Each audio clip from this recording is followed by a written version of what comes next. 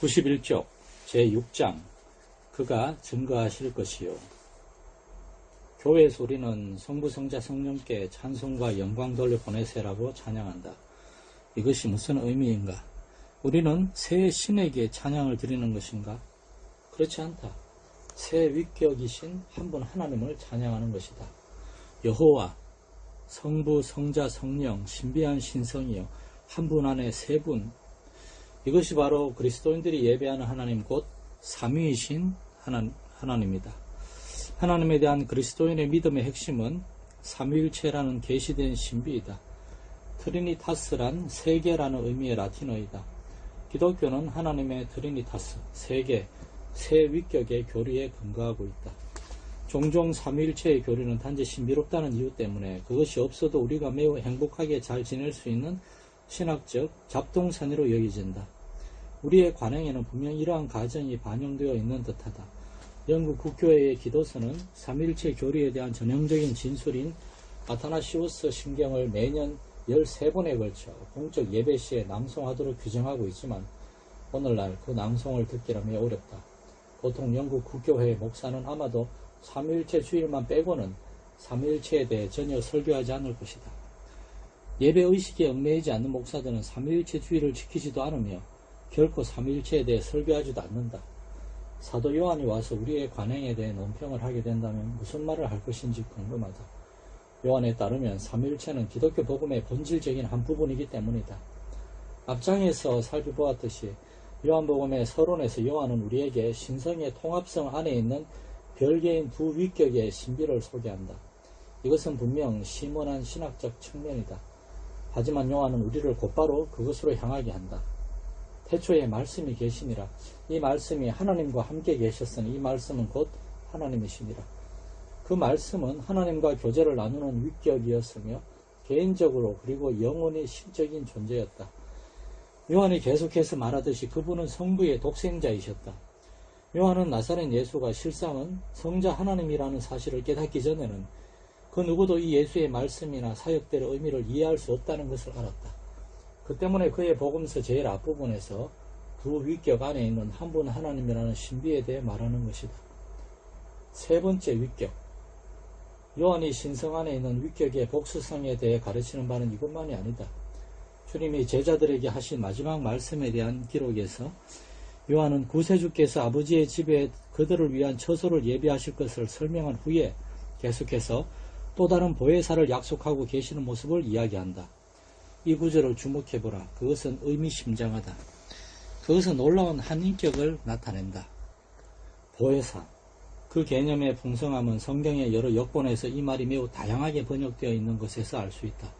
그것은 좋은 자, 돕는 자, 옹호자, 우리와 친구가 되시는 분 등으로 번역되어 있다. 격려, 지지, 원조, 돌봄, 다른 사람의 복지를 위해 책임을 떠맡는 것 등이 모두 이 단어로 표현된다. 또 다른 보혜사, 그렇다 예수님이 그들의 원래 보혜사이시며 새로 오시는 분의 임무는 예수님의 사역에서 이 측면을 계속하는 것이기 때문이다. 따라서 주님이 3년 동안 사역하시면서 제자들에게 개인적으로 베푸셨던 사랑과 돌봄과 인내심 있는 가르침과 그들의 복지를 위해 행하신 모든 것을 회고해 볼 때 우리는 주님이 또 다른 보혜사라고 말씀하신 의미를 모두 이해할 수 있는 것이다. 놀랍게도 그리스도는 사실상 그는 내가 너희를 돌보았던 것과 같은 방식으로 너희를 돌보아 줄 것이다 라고 말씀하시는 것이다. 우리 주님은 계속해서 그 새로운 보혜사의 이름을 말씀해 주신다. 그분은 진리의 영, 성령이시다. 이 이름은 신성을 나타낸다. 구약 성경에서 하나님의 말씀과 하나님의 영은 유사한 표상이다. 하나님의 말씀은 하나님의 전능하신 말이다. 하나님의 영은 하나님의 전능하신 숨결이다. 이 두 문구는 하나님의 능력이 행동으로 나타났다는 개념을 전달한다. 하나님의 말씀과 숨결은 창조 기사에서 함께 나타난다. 하나님의 신은 수면에 운행하시니라. 하나님이 가라사대 있었고 여호와의 말씀으로 하늘이 지음이 되었으며 그 만상이 그 입 기운으로 이루었도다.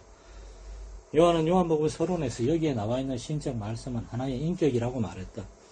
그리고 이제 주님이 비슷한 가르침을 주시는데 그것은 신적인 영 역시 하나의 인격이라는 가르침이다. 주님은 후에 거룩하신 아버지에 대해 말씀하시듯이 그분을 거룩하신 영, 성령이라고 부름으로써 이 인격적인 영의 신성에 대하여 확정하신다. 요한복음은 그리스도께서 성령의 사명을 성부와 성자의 뜻과 목적이 어떻게 관련시키는지를 보여준다. 그중 한 가지가 성령님을 보내실 분은 성부 하나님이시라는 것이다. 성자를 보내신 분이 성부이신 것과 마찬가지이다. 성부께서는 내 이름으로, 즉 그리스도의 뜻을 행하고 그분의 대행자로 활동하며 그분의 권위를 가지고 계시는 그리스도의 대리역으로 성령님을 보내실 것이라고 주님은 말씀하신다. 예수님이 그의 아버지의 이름으로 오사 아버지의 대리인으로 활동하시고 아버지의 말씀을 말씀하셨으며 아버지의 일을 하시고 자신을 사자로 보내신 하나님을 처음부터 끝까지 증거하셨던 것과 마찬가지로 성령님은 예수님의 이름으로 오사 세상에서 예수님의 대행자와 정인으로 활동하실 것이다. 성령께서는 아버지께로서 나오신다. 전에 성자께서 아버지께로 나왔던 것과 마찬가지이다. 성부께서는 영원하신 성자를 세상에 보내신 후 이제 성자를 영광으로 불러들이시고 그를 대신해서 성령을 보내신다. 하지만 이런 식으로 볼 수 있는 것은 아니다. 다른 점에서 보면 성령을 아버지께로서 보낼 분은 성자이시다. 성부께서 성자를 세상에 보내신 것처럼 성자는 성령을 세상에 보내실 것이다. 성령은 성부에 의해서뿐 아니라 성자에 의해서도 보냄을 받는다. 그래서 우리는 다음과 같은 일련의 관계에 대해 알게 된다. 1. 성자는 성부께 종속되어 있다. 성자는 성부의 이름으로 보냄을 받기 때문이다. 2. 성령은 성부께 종속되어 있다. 성령은 성자 이름으로 성부에 의해 보냄을 받기 때문이다. 3. 성령은 성부에게 뿐만 아니라 성자에게 종속되어 있다. 성령은 성부에 의해서뿐 아니라 성자에 의해서도 보냄을 받기 때문이다. 저희를 향하여 숨을 내쉬며 가라사대 성령을 받으라는 말씀과 비교해보라. 이처럼 요한은 삼위일체의 신비에 대해 주님이 드러내신 것을 기록하고 있다. 삼위일체는 곧 세 위격이며 한 분이신 하나님으로 성자는 성부의 뜻을 행하시고 성령은 성부와 성자의 뜻을 행하시는 것이다. 그리고 여기에서 강조되는 점은 영원토록 너희와 함께 있기 위해 그리스도의 제자들에게 오시는 성령님은 그리스도 대신에 보혜사의 사역을 행하러 오신다는 것이다. 그러므로 만일 보혜사 그리스도의 사역이 중요했다면 보혜사 성령님의 사역이 그보다 덜 중요할 수는 없다. 그리스도께서 하신 사역이 교회에 중요했다면 성령님이 하시는 사역 역시 중요해야 한다. 신적 존재이지만 무시된 분. 그러나 독자는 교회사를 읽어보아도 오늘날의 교회를 살펴보아도 그러한 느낌을 받지는 못할 것이다. 삼위일체의 제2위와 제3위에 대한 가르침이 얼마나 다르게 취급되었는지를 보면 매우 놀랍다. 그리스도의 인격과 사역은 교회 내에서 계속해서 논쟁거리가 되어왔고 지금도 그렇다.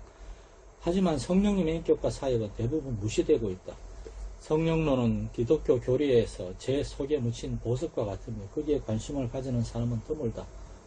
그리스도의 인격과 사역에 관해서 쓴 탁월한 책들은 많이 있지만 지금처럼 은사를 강조하는 시대에도 성령님의 인격과 사역에 대해서는 읽을 만한 책이 그리 많지 않다. 그리스도인들은 그리스도의 사역에 관해서는 의심하지 않는다. 그들은 이것이 정확하게 무엇을 포함하는지에 관해서는 서로 의견이 다르지만 그리스도께서 속죄의 죽음으로써 우리를 구속하셨다는 것을 안다. 하지만 성령님이 하시는 사역에 관해서는 완전히 오리무중에 빠져 있다. 어떤 사람들은 그리스도의 영에 대해 마치 성탄절 정신에 대해 이야기하는 식으로 쾌활함과 종교성에 기여하는 막연한 문화적 압력으로 이야기한다. 어떤 사람은 성령님을 간디와 같은 비그리스도인들의 도덕적 신념이나 루돌프 스테이너의 접신론적 신비주의를 고취하는 존재로 생각한다. 하지만 아마도 대부분의 사람은 성령님에 대해 생각조차 않을 것이며 성령님의 행하심에 대해 어떤 명확한 관념을 가지고 있지도 않다. 그들은 사실상 바울이 에베소에서 만났던 제자들과 똑같은 처지에 있다. 우리는 성령이 있음도 듣지 못하였노라. 그리스도에 대해 그처럼 관심이 많다고 공언하는 사람들이 성령님에 대해서는 알지도 못하고 관심도 없는 것은 이상한 일이다. 그리스도인들은 성육신이나 속죄의 사건이 일어나지 않았다면 결국 그것이 현재와 어떤 차이점을 가져올 것인지 알고 있다. 그렇게 되면 그들이 구원받지 못하리라는 것을 안다. 그들에겐 구세주가 없게 될 것이기 때문이다. 하지만 많은 그리스도인이 세상에 성령님이 계시지 않는다면 어떻게 달라질지에 대해서는 잘 모른다. 그럴 경우 그리스도인이나 교회가 어떤 식으로든 고난을 받게 될 것인지 그렇지 않은지 그들은 정말로 알지 못한다. 분명 여기에는 무엇인가가 잘못되어 있다. 그리스도께서 임명하신 대행자의 사역을 이런 식으로 소홀히 하는 것을 어떻게 정당화할 수 있겠는가? 그리스도께서 자신의 대리인으로서 자신을 대신하고 자신을 위해 우리를 돌보도록 보내신 성령님을 무시하고 또 그럼으로써 그 성령님을 모욕하면서 그리스도를 영화롭게 한다고 말하는 것은 공허한 거짓말이 아닌가? 우리는 성령님에 대해 지금보다 관심을 가져야 하지 않을까? 성령님의 사역의 중요성. 성령님의 사역은 정말로 중요한가? 중요하다. 성령님의 사역이 없다면 세상에는 복음도, 믿음도, 교회도, 기독교도 전혀 없을 것이기 때문이다. 우선 성령님이 없으면 복음도, 신약 성경도 없을 것이다. 그리스도께서는 세상을 떠나실 때 제자들에게 자신의 임무를 위임하셨다. 그리스도는 그들이 가서 모든 민족을 제자로 삼는 일에 책임을 지도록 하셨다.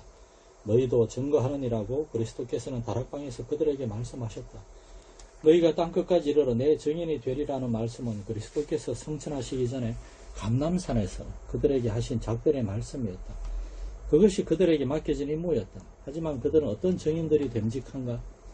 그들은 결코 훌륭한 학생들이 아니었다. 그들은 그리스도께서 지상 사역을 하시는 동안 처음부터 끝까지 그리스도를 이해하지 못했으며 그리스도의 가르침의 요점을 깨닫지 못했다. 이제 그리스도께서 가버리신다면 어떻게 그들이 이전보다 더 잘하리라고 기대할 수 있을까?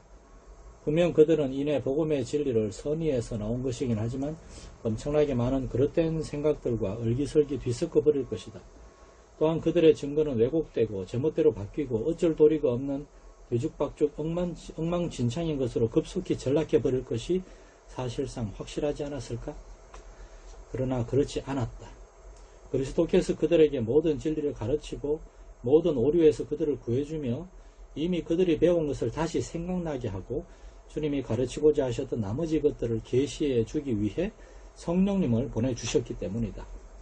보혜사가 너희에게 모든 것을 가르치시고 내가 너희에게 말한 모든 것을 생각나게 하시리라. 내가 아직도 너희에게 이럴 것이 많으나 지금은 너희가 감당하지 못하리라.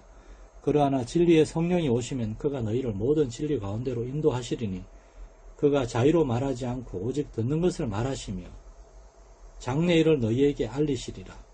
그가 내 영광을 나타내리니 내 것을 가지고 너희에게 알리겠음이니라. 이렇게 해서 그가 나를 증거하실 것이요 너희도 증거하느니라. 즉 그리스도께서 아버지께서 그들에게 말하라고 명하신 것을 모두 제자들에게 알게 하신 것과 마찬가지로 성령님은 그리스도께서 그들에게 말하라고 명하시는 모든 것을 알게 하실 것이다. 이 약속은 성령의 가르침을 받아서 제자들이 그리스도의 대언자로서 말할 수 있으리라는 것. 그래서 구약의 선지자들이 여호와께서 이같이 말씀하시니라는 말로 설교를 시작할 수 있었던 것과 마찬가지로 신약의 사도들도 말로 하는 것이든 기록된 가르침이든 그들의 가르침에 대해 똑같이 진실하게 주 예수 그리스도께서 이같이 말씀하시니라고 말할 수 있게 되리라는 것이다. 그리고 실제로 그런 일이 일어났다. 약속대로 성령께서 제자들에게 오셨다. 그리스도와 그분의 구원에 대해 증거하게 하셨다. 바울은 이 구원의 영광, 하나님이 자기를 사랑하는 자들을 위해 예비하신 것에 대해 이렇게 쓴다. 하나님이 성령으로 이것을 우리에게 보이셨으니 우리가 오직 하나님께로 온 영을 받았으니 이는 우리로 하여금 하나님께서 우리에게 은혜로 주신 것들을 알게 하려 하심이라. 우리가 이것을 말하거니와 사람의 지혜에 가르친 말로 아니하고 오직 성령의 가르치신 것으로 하니. 성령님은 사도들에게 모든 진리를 계시하시고 그것을 정확하게 전달하도록 영감을 주심으로써 증거하신다. 그래서 복음이 생기고 그래서 신약 성경이 생긴 것이다. 성령님이 계시지 않았다면 세상 사람들은 복음도 신약 성경도 갖지 못했을 것이다. 이것이 전부가 아니다. 둘째로 성령님이 계시지 않았다면 믿음도 중생도 간단히 말해 어떤 그리스도인도 없었을 것이다. 복음의 빛은 비추지만 이 세상 신이 믿지 아니하는 자들의 마음을 혼미케 하여 눈이 먼 자들은 빛의 자극에 반응하지 않는다. 그리스도께서 니고데모에게 말씀하셨듯이 사람이 거듭나지 아니하면 하나님 나라를 볼 수 없다. 그리스도께서는 자신과 제자들을 대변하사 니고데모가 속해 있는 중생하지 못한 종교적인 사람들 전체에게 같이 말씀하시고 계속해서 중생하지 못한 것에 불가피한 결과는 불신이라고 설명하신다. 너희가 우리 증거를 받지 아니하는도다. 복음은 그들 안에서 죄에 대한 자각을 일으키지 못한다. 불신이 그들을 움켜쥐고 있다. 그러면 어떻게 되는가? 우리는 복음 전파를 시간 낭비라고 결론짓고 복음 전도는 실패할 수밖에 없는 가망 없는 시도라고 단념해버려야 하는가? 그렇지 않다. 성령께서 그리스도에 대해 증거하기 위해 교회와 함께 하시기 때문이다. 우리가 살펴보았듯이 성령님은 사도들에게 계시하시고 영감을 주심으로 증거하셨다. 나머지 사람들에게는 모든 시대에 걸쳐 조명하심으로 증거하신다. 즉 멀어 있는 눈을 열어주시고 영적 시야를 회복시켜 주시며 복음이 진정 하나님의 진리이고 성경은 진정 하나님의 말씀이며 그리스도는 진정 하나님의 아들이시라는 것을 볼 수 있도록 해주신다는 것이다. 우리 주님은 그것을 약속하셨다. 그가 와서 죄에 대하여 의에 대하여 심판에 대하여 세상을 책망하시리라. 우리는 기독교의 진리를 논증할 수 있는 것처럼 상상해서는 안 된다. 눈먼 마음을 새롭게 하시는 성령님의 전능하신 역사에 의하지 않고는 어떤 사람도 기독교의 진리를 입증할 수 없다. 인간의 양심에 복음의 진리를 깨닫게 하시는 것은 그리스도의 영의 주권적인 특권이다. 그리고 그리스도를 증거하는 사람들은 그들이 성공할 수 있는 소망의 근거는 자신이 진리를 잘 제시하는 데 있는 것이 아니라 성령님의 진리를 권능 있게 나타내 보이시는 데 있다는 것을 배워야만 한다. 아멘. 바울은 여기에서 그 방법을 지적한다. 형제들아, 내가 너희에게 나아가 하나님의 증거를 전할 때에 말과 지혜의 아름다운 것으로 아니하였나니 내 말과 내 전도함이 지혜에 권하는 말로 하지 아니하고 다만 성령의 나타남과 능력으로 하여 너희 믿음이 사람의 지혜에 있지 아니하고 다만 하나님의 능력에 있게 하려 하였노라. 성령께서 실로 이런 식으로 증거하시기 때문에 복음이 전파될 때 사람들이 믿음을 갖게 된다. 만약 성령님이 계시지 않다면 세상에는 그리스도인이 한 사람도 없을 것이다. 우리의 적절한 반응. 우리는 성령님의 사역을 인식하고 그 사역에 의지함으로 성령님을 영화롭게 하는가? 아니면 그 사역을 무시함으로 성령님을 무시하고 그럼으로써 성령님뿐 아니라 성령님을 보내신 주님까지도 모욕하는가? 우리의 믿음에서 우리는 성경 곧 성령님이 영감을 주사 선지자들이 쓴 구약 성경과 사도들이 쓴 신약 성경의 권위를 인정하는가? 우리는 하나님의 말씀에 합당한 경외심과 수용성을 가지고 그것을 읽고 듣는가? 만일 그렇지 않다면 우리는 성령님을 모욕하는 것이다. 우리의 생활에서 우리는 하나님의 말씀은 참되지 않을 수 없음과 하나님은 정말 진심으로 말씀하고 계시며 그 말씀 배후에서 계신다는 사실을 인정하면서 남들이 성경에 대해 뭐라고 말하든지 간에 성경의 권위를 사용하고 성경에 따라 살고 있는가? 만일 그렇지 않다면 우리는 성경을 우리에게 주신 성령님을 모욕하는 것이다. 우리의 증거에서 우리는 성령님만이 우리 증거가 참되다는 것을 인정해 주실 수 있다는 것을 기억하며 성령님이 그렇게 하시도록 기대하고 그렇게 하실 것을 믿으며 바울이 그랬던 것처럼 인간의 영리함에서 나온 책략들을 피함으로써 진정 성령님을 신뢰하고 있다는 것을 드러내는가? 만일 그렇지 않다면 성령님을 모욕하고 있는 것이다. 현재와 같은 메마른 교회 생활은 우리가 성령님을 영화롭게 하지 않은 것으로 인해 하나님이 우리에게 내리시는 심판이 아닐까? 만일 그렇다면 우리의 생각과 기도와 실제 생활에서 성령님을 영화롭게 하는 것을 배우기까지 그 심판을 면할 수 있는 가능성이 있겠는가? 그가 증거하실 것이다. 귀 있는 자는 성령이 교회들에게 하시는 말씀을 들을지어다.